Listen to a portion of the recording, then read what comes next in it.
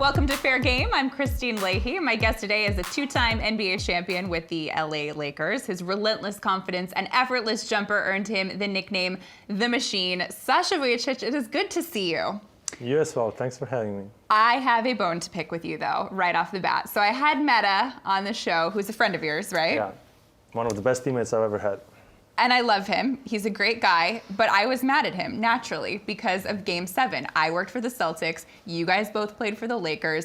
He hit the three in Game 7. You hit the free throws. What do you have to say for yourself? Payback is what? Is that what it was? From 2 years ago, yeah. Oh my gosh. It was the year that I think we were destined to win, and we deserved it more. Why did you deserve it more? Because I thought we were the team coming from Hollywood. What was going on that that first year in the finals, all the drama and everything. But they were better teams, so let's not go into details. We won at the end. We won at the end. So Kobe put his head into yours after that. What did he say to you? Nothing. It was something, Kobe from day one, he accepted me as a younger brother in a way, and he always had confidence from day one. So that was kind of the moment at the top of the top where we realized that believing in each other and believing in what we were doing made sense. And the words were, we knew it. He said, we knew it? Well, we're not going to say what he said, but it was in Italian, but it was something like, we knew it. Oh, he said it in Italian. Why are you guys so quiet about what you say to each other on the court? Whenever a reporter asks, what do you say to you? You guys are like, well, we'll leave that on the court. Why? Well, when you get to the court, when you get on the court, you have, you gotta leave that personality of joking around and having fun and being that guy outside the court in the locker room. And it's a different mindset. It's a different mindset to get to that next level, and it's a different mindset when you have to step on the court and just, put another face on and be a different kind of gladiator or animal, however you want to call it. So you don't want to share the conversations that happen on the court, off the court? What goes on the court stays on the court. Fine. So then we just read lips, but you guys were speaking in it. Did he always speak in Italian to you? Mostly. And sometimes Serbian, but Serbian he had bad words. Yeah, he learned from someone, I don't know from whom. So you, obviously. Yeah. So you guys could probably talk about other players on the team in Italian, and they wouldn't know. So it's like a secret language. Did you ever use that with each other? Can't recall. I mean, I'm trying to remember, but that's a yes. Not really. No, we would never talk bad about anyone. And, it's when you're building a team and you're laughing. I don't believe that. You would never talk badly about any of your teammates.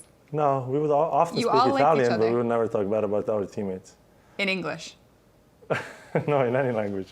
Okay, I don't want to know the answer to this, but I do at the same time. After you guys won Game 7, best story from celebrating? Best story from celebrating. There's so many. It was just, I can't explain even now going back in time a little bit and what we were going through, what we were feeling, that we were playing terrible basketball that game. We just couldn't connect. But I think it was the heart and soul and the mind that Phil prepared us for kind of prevailed at the end. But the best story was just fun to have my family there and celebrate together. But they came and partied with you? Yeah, of course. They were at every game, and that was huge. Do you feel I'm not going to give you bad stories from the I'm not asking for bad but, stories. I just want to know, was Kobe dancing around? Where did you go? It was a stressful season, so we were all relieved and happy.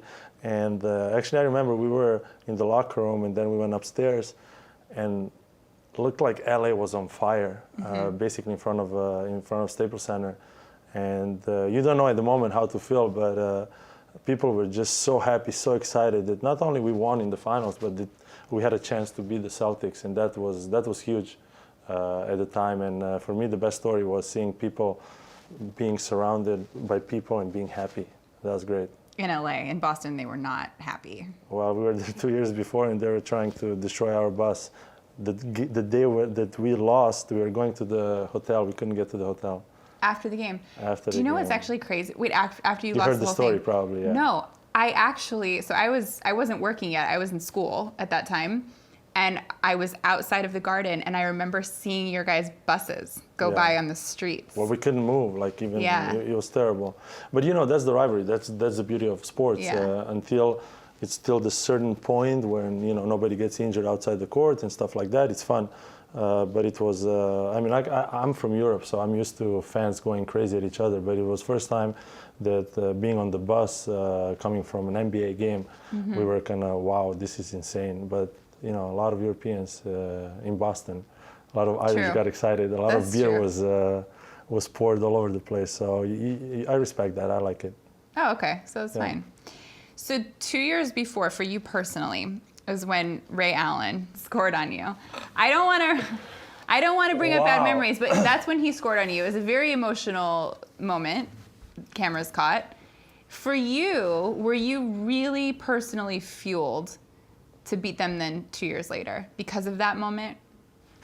No, you know what? That was one of the, if I have to go through my career and, change a couple of things, but you can't change anything because you learn from everything you've done.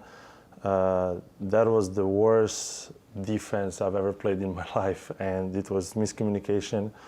And I remember what was going on at the moment, so I was expecting help from my left side, and it didn't happen. So the reason I was so upset, because it wasn't that one particular play. We were just not ready yet to win. We were, under the basket, they were just dominating, and everybody remembers that we were not able to make that next step that we did a year later. But personally, for the amount of work that I put in basketball, that was the biggest disappointment. I was really, really, really mad. But that gave me the extra fuel all summer long to prepare better. And 2 years later, here's the opportunity to kind of seal the deal. And I think that nothing happens as a coincidence. So everything has some kind of a meaning. And it kind of, that day when we won that game 7 after free throws, I felt much better, and I kind of was ready to let it go. Do Lakers players really hate the Celtics? I wouldn't say hate is a strong word, and strongly dislike. Yeah, but first of all, I have huge respect for Boston and for people there, and I was there a few years back, and people still remember that's how beautiful it is, But they're not gonna kill you and show the hate and hatred. They will. They respect that. They respect what we had back in 2009, 10, 8. It's just different circles. Everybody goes after basketball. Some stay in the basketball. Maybe, you never know. Maybe you're going to be on the same team again with somebody from the Celtics, but not playing. But, life is incredible, and life writes novels every day. So for me to kind of say I would never, ever do anything with somebody that I played against and was Boston Celtics now. But do I like them? You would play for the Not Celtics? Not necessarily. Would you play for the Celtics? Ever? I don't think, not at the moment, no. What if they offered you a great contract? No, I wouldn't. I mean, I want to, honestly, I think, when I was a kid, my dream was to go to NBA, go to the Lakers and win with the Lakers. I did that. And I was lucky enough to be in New York. And right now, I'll go wherever I'm needed. And I don't see myself on a Celtics team. What about an NBA team? Maybe there are a couple of teams that I could see myself on, but I'm not going to desperately try to go to the NBA, because there's a lot of opportunity in Europe also, where you can not only go play, but enjoy and try to win something. So wherever I go, I want to be a part of something. And, the day I'm done playing, I'm going to stop competing in a way of trying to win on the court. So until I can still have something to say, I want to give my best and my all. So that might be in Europe this year.